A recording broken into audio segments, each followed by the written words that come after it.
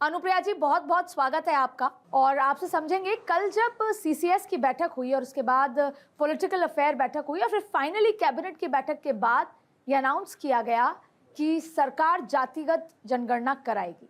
आप हमेशा से इसकी वकालत करती रही हैं, आप हमेशा से चाहती थी कि जातिगत जनगणना हो, तो इस पूरे केंद्र सरकार के इस रुख को आप कैसे देखती हैं? केंद्र सरकार का ये एक ऐतिहासिक फैसला है। मेरी पार्टी अपना दल इसकी ओर से मैं इसका स्वागत करती हूँ, क्योंकि हमारी पार्टी ने अपने गठन के समय से लगातार कास्ट सेंसस के विषय को उठाया है। मैंने स्वयं इस विषय को लगातार हमारे पॉलिटिकल रैली से लेकर एनडीए के फोरम से लेकर पार्लियामेंट के अंदर भी इस विषय को उठाया है। और मुझे प्रसन्नता है कि हमारी एनडीए की सरकार, जिसका नेतृत्व माननीय प्रधानमंत्री जी कर रहे हैं, उन्होंने इस फैसले को किया है और एक बहुत बड़ा वर्ग जो हमारा वंचित तबकों का है, उनके हित में एक बड़ा फैसला किया है।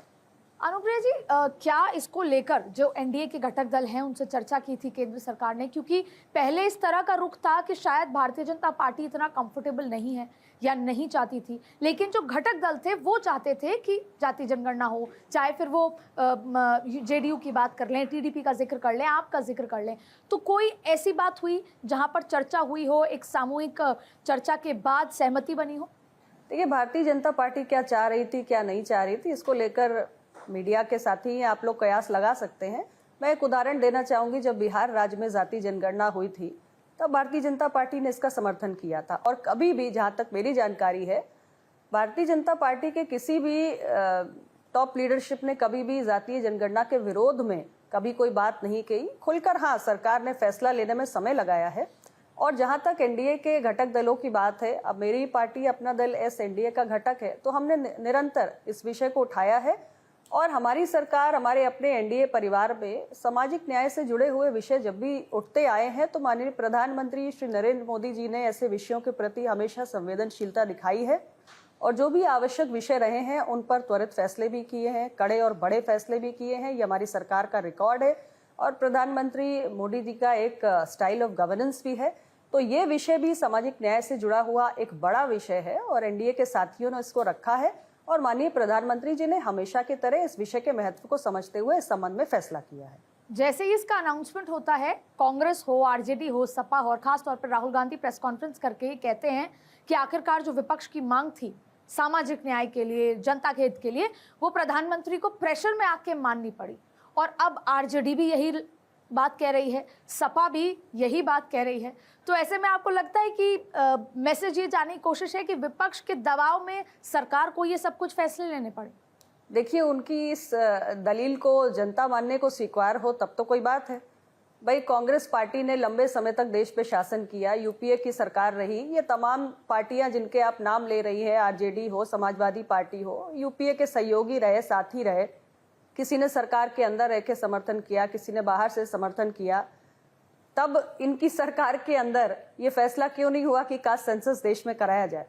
तब ये क्यों अपनी सरकार, जिस सरकार में शामिल थे, जो लोग सरकार चला रहे थे, वो क्यों नहीं वंचितों के हक के साथ खड़े हुए और कास्ट सेंसस कराने का निर्णय किया? तो इस दलील में तो कोई बहुत दम है नहीं। और एनडीए परिवार के साथियों ने इस विषय को लगातार उठाया और प्रधानमंत्री जी ने इस संबंध में फैसला किया। देखिए, जिसको करना होता है वो कर देता है, वो बातें नहीं करता। हमारी सरकार की कथनी और करनी में कोई अंतर नहीं है। हमें लगा ये विषय महत्वपूर्ण है, हमारी सरकार ने इस पर निर्णय कर दिया। जो लोग निर्णय नहीं कर पाए, आज वो कोई भी दलील दे, उसका कोई अर्थ नहीं है। अनुप्रिया जी, ये हम बात करते हैं सामाजिक न्याय की, दो तरीके से समझना चाहते हैं। पहला कि इसको इस तरह से देखा जा रहा है कि मास्टर स्ट्रोक है और बिहार के चुनाव में बहुत ज्यादा चमत्कारी होगा भाजपा के लिए, पूरे एनडीए के लिए। तो क्या ये सिर्फ मास्टर स्ट्रोक की तरह देखा जाए या ये एक बहुत ही बड़ा मुद्दा है, इसको डेप्थ के साथ समझना चाहिए और लॉन्ग रन में इसके बहुत सारे एस्पेक्ट्स निकल कर आएंगे? देखिए, कास्ट सेंसस का मसला कोई नया मसला नहीं है। ये वर्षों से देश के अंदर मांग हो रही है और किसी चुनाव से जोड़कर इसे नहीं देखा जा सकता, क्योंकि इतने बड़े देश में हर साल ही किसी न किसी राज्य में चुनाव है। यदि इस वर्ष बिहार में चुनाव है, तो अगले साल पश्चिम बंगाल, तमिलनाडु, केरल में चुनाव है और उसके अगले साल हमारे उत्तर प्रदेश में चुनाव है। तो इतने बड़े देश में कभी ना कभी चुनाव तो हो गई। चुनाव से जोड़कर इसे नहीं देखा जा सकता, बल्कि हमें यह समझना है कि एक महत्वपूर्ण विषय है, क्योंकि जनता के बीच में अगर लगातार वर्षों तक कोई मांग उठ रही है, तो यानी उसका कोई आधार है। और उसकी जरूरत को, उसके महत्व को हमारी सरकार ने समझा है और इस दृष्टि से ये महत्वपूर्ण फैसला किया है। जब हम सेंसस एक्सरसाइज कंडक्ट करेंगे, उसके साथ कास्ट काउंटिंग करेंगे, तो हमें एक बड़ा देश का जो तस्वीर है वो निकलकर सामने आएगी। जो तमाम जातियां इस देश में निवास करती हैं उनके अधिकृत आंकड़े हमारे सामने आएंगे। अभी तक सरकार इतने वर्षों में आज़ादी के जो भी पॉलिसीज बनाती आई, यहाँ तक कि रिजर्वेशन पॉलिसी हो, वेलफेयर प्रोग्राम्स हो, ये सब कुछ हमारे आउटडेटेड डेटा, पुराने डेटा पर बनते रहे। अब हमें अपडेटेड डेटा चाहिए, फ्रेश डेटा चाहिए। तो एक ताज़े आंकड़े जो हमारे सामने आएंगे उसके आधार पर नीतियां बनेंगी, तो बेहतर नीतियां बनेंगी। और जो लक्षित समूह हैं, जो वाकई में डिप्राइव्ड हैं, वंचित हैं, जहां सरकार को विकास की रोशनी पहुंचाने की जरूरत है, वहां तक सरकार पहुंचेगी। और कुल मिलाकर जब वंचित वर्गों की सेवा करने का हमें अवसर मिल पाएगा, उन तक सरकार पहुंच पाएगी, तो इससे देश को मजबूती मिलेगी।